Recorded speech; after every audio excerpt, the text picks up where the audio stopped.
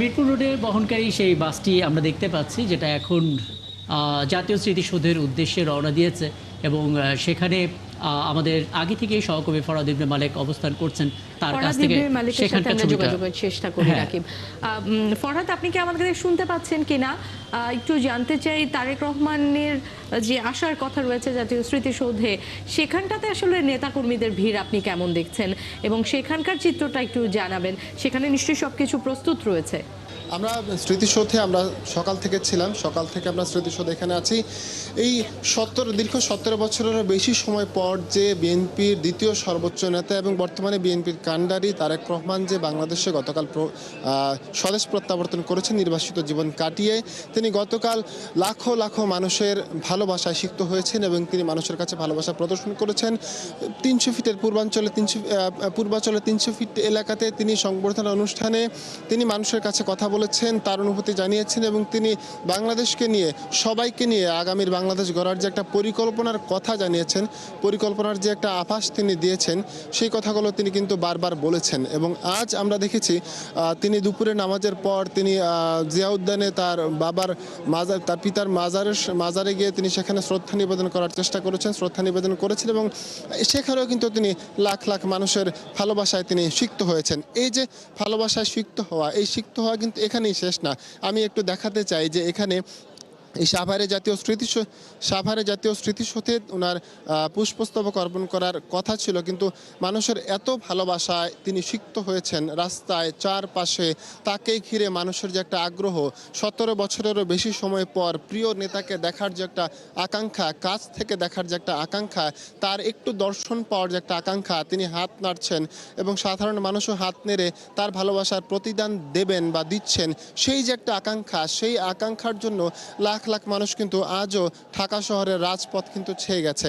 এবং তার এই ভালোবাসায় সিক্ত হওয়ার কারণে তিনি সেখানে তার বাবার মাজারে পুষ্পস্তবক অর্পণ করতে কিন্তু তার দেরি হয়েছে এবং এই দেরি হওয়ার কারণে জাতীয় স্মৃতিসৌধ অর্থাৎ সাভারে তার পুষ্পস্তবক অর্পণ করতে কিন্তু তার দেরি হয়েছে। সেজন্য স্থায়ী কমিটির পক্ষ থেকে, অর্থাৎ বিএনপির পক্ষ থেকে, বিএনপির প্রতিনিধি দল বিকেল 5টা 6 মিনিটে কিন্তু তার পক্ষ থেকে শ্রদ্ধা নিবেদন করেছেন, যেখানে ছিলেন বিএনপির স্থায়ী কমিটির সদস্য আব্দুল মঈন খান, গয়েশ্বর চন্দ্র রায়, নিপুণ রায়, আমানুল আমান থেকে শুরু করে অন্যান্য বিএনপির নেতা যারা রয়েছেন, তারা কিন্তু এখানে তার পক্ষ থেকে পুষ্পস্তবক অর্পণ করেছেন। আপনি জানেন যে জাতীয় স্মৃতিসৌধে সূর্যাস্তের আগেই কিন্তু শ্রদ্ধা নিবেদন করতে হয়, যেহেতু এত বড় নেতা, দেশের সবচেয়ে বড় নেতা, তার জন্য মানুষের যে একটা ভালোবাসা, যে একটা আকাঙ্ক্ষা, যেই আগ্রহ নিয়ে সারা ঢাকা শহর সহ সারা রাস্তায়, পুরো রাস্তায় তাকে দেখার জন্য, একবার তার দর্শন পাওয়ার জন্য যে মানুষ যে আকাঙ্ক্ষা, আগ্রহ নিয়ে দাঁড়িয়েছিলেন, এর জন্য তার কিন্তু দেরি হয়ে গেছে। এই দেরি হবার ফলে কি হয়েছে, তিনি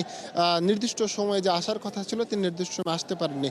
এর জন্য তার পক্ষ থেকে, বিএনপির প্রতিনিধি দল তার পক্ষ থেকে 5টা 6 মিনিটে পুষ্পস্তবক অর্পণ করেছেন। তবে তিনি যে আসলে গণমানুষের নেতা, তিনি যে আসলে মানুষের নেতা, তিনি যে বাংলাদেশে গণতন্ত্রের পুনঃপ্রতিষ্ঠা করার যে একটা আকাঙ্ক্ষা নিয়ে স্বদেশ প্রত্যাবর্তন করেছেন, সেই আকাঙ্ক্ষার প্রতিদান দিতে, জনগণের আশা আকাঙ্ক্ষার, জনগণের আগ্রহের প্রতিদান দিতে তিনি কিন্তু সাভারে আবার আসছেন।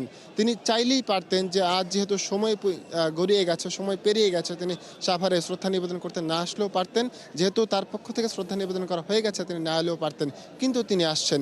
এই যে জনগণের প্রতি নেতার ভালোবাসা আর নেতার জন্য যে জনগণের ভালোবাসা, এই ভালোবাসার প্রতিদান দিতেই কিন্তু তারেক রহমান এখন আসছেন এখানে। পুরো স্মৃতিসৌধ এলাকা, এই যে আশুলিয়ার যে পুরো স্মৃতিসৌধ এলাকা, রাস্তায় রাস্তায় মানুষের অপেক্ষা, তারা সকাল থেকে অপেক্ষা করছে।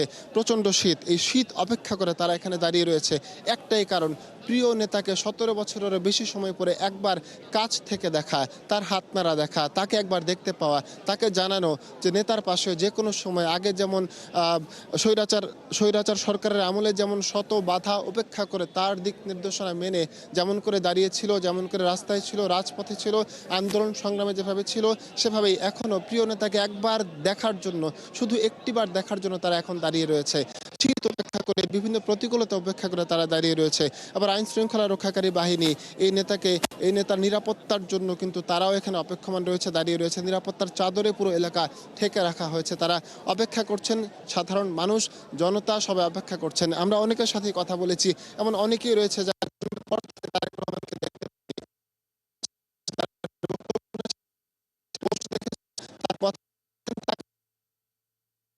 কাছ থেকে দেখার যে সৌভাগ্যটা হয়নি। আপনি যখন বিমানবন্দরে নেমেছেন, বিমানবন্দরে নেমে যখন তিনি রাজপথে এসেছেন, যখন লাল বাসে, যেখানে সবার আগে বাংলাদেশ লেখা, যে লাল বাসে করে তিনি এসেছেন, মানুষ কিন্তু তার জন্য, তাকে দেখার জন্য কিন্তু রাস্তায় হুমড়ি খেয়ে পড়েছিল। অনেকেই সেখানে তাকে দেখতে পাননি, অনেকেই তাকে দেখার যে সৌভাগ্যটা, সেই সৌভাগ্যটা অর্জন করতে পারেননি।